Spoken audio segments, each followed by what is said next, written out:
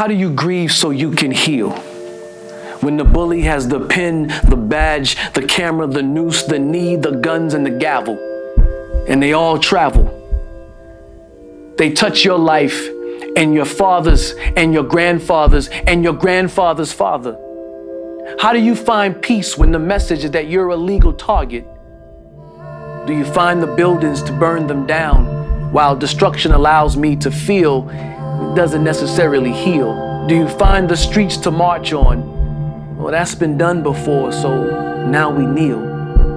And we're still here. I've learned to tell my story. If someone is willing to listen, the story of pain and trauma tucked away in silent resilience, suffocating me. But this is my story about my body, Black bodies.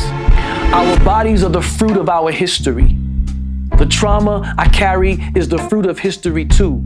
It's no mystery how I navigate spaces, particularly white spaces. I duck and dodge labels and stereotypes. Sometimes I try to be invisible to avoid the gaze. And sometimes I position myself for maximum visibility because that's where I may feel safe. And because frankly, there may be some spaces that Black bodies actually need to be seen, felt, and heard. There are some spaces that Black bodies embody a word, a hard prophetic word, like the word of Black feet walking as Black bodies boycotted Montgomery buses, like the word seen in a sea of Black bodies crossing Edmund Pettus Bridge, like the word seen in Kaepernick mimicking King kneeling in protest to the obscene treatment of other vulnerable Black bodies.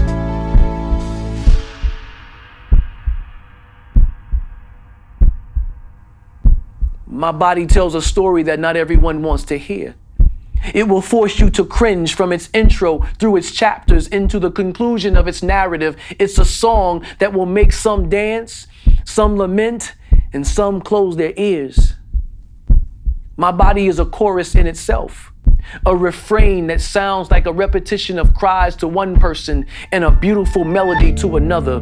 But my body isn't alone. There are other Black bodies, brown bodies, yellow bodies, and white bodies that join mine, like connected limbs formed by the divine.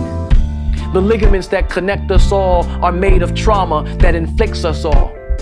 As these bodies have all been weakened by the chokehold of a racialized world, even though some may not know it at all.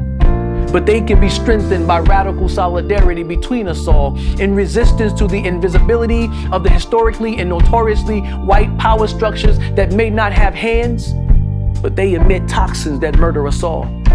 As King says, we are caught in an inescapable network of mutuality, tied in a single garment of destiny. Whatever affects one directly affects all indirectly. I begin to heal when you listen to me, when you acknowledge that you see me, when I become a mirror to you, and you can imagine the person and the trauma in that body, and you say, this could be me. Instead of contrasting, you see the comparison, man. I need you like the Samaritan man. I need your compassion to risk sitting with me and help mend my wounds. But I need your anger too, at the conditions of the road that makes it conducive for me to be wounded in the first place. If you pray for me, that's beautiful, but that just gets me to first base. I need you to play the game like when you come up to bat, you're trying to get me all the way home safe. Because if actions don't accompany your prayers, then it's nothing more to me than dead faith. Listen to my body story, my father's body story, my grandfather's body story, my grandmother's body story, my family's collective body's story, my people's communal body's story. Then listen to your own body's response to our body's stories.